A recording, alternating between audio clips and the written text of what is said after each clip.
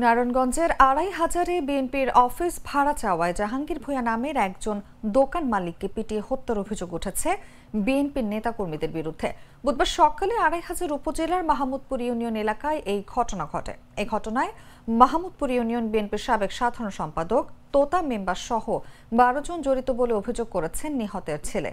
অভিযুক্তরা বিএনপির কেন্দ্রীয় কমিটির সহ অর্থ বিষয়ক সম্পাদক মাহমুদুর রহমান সুমনের অনুসারী।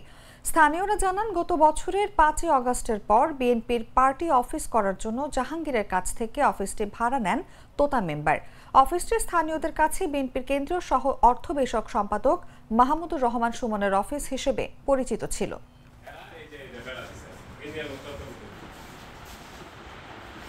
১০ মাসের ভাড়া চাইতেছে, ভাড়া চাওয়ার কারণে এরা ভাড়া দেয় না। এর মাঝে তোতা মেম্বারের 2 ছেলে, একজন হচ্ছে খোকন আর একজন হচ্ছে রাসেল, আর হচ্ছে তোতা মেম্বারের বাতিজা।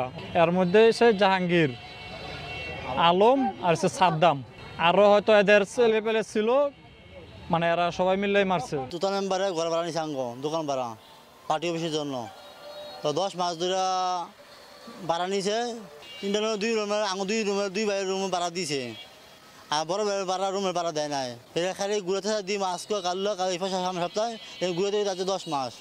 তো ভাড়া আনতে গেছে আজকে সকালে, গেছে ভরে ভাড়া খুঁজছে ভরে হারা কত 4-5 মিলে বাইরে মারছে তোতা মেম্বার 2 ছেলে খোকন আর রাসেল। বড় ভাইয়ের ছেলেরা আলম, জাহাঙ্গীর, সাদ্দাম, আরো লোক আসছিল, ঘরোয়া আসছিল। সকালবেলা যে হসপিটাল থেকে খবর পেলাম যে একদিন ডেড বডি আসছে আর কি। পরবর্তীতে সেটা জানা গেল যে দোকান ভাড়া চাওয়াকে, দোকানটা বোধহয় আবার পার্টি অফিস একটা, রাজনৈতিক দলের পার্টি অফিস, সেই ভাড়া বোধহয় বাকি ছিল কিছু, এই ভাড়া চাওয়াকে কেন্দ্র করে মারপিটের ঘটনা হয়েছে।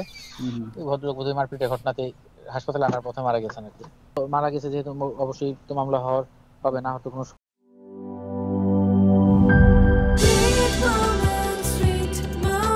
Treat chocolate. Treat moment, sweet moment.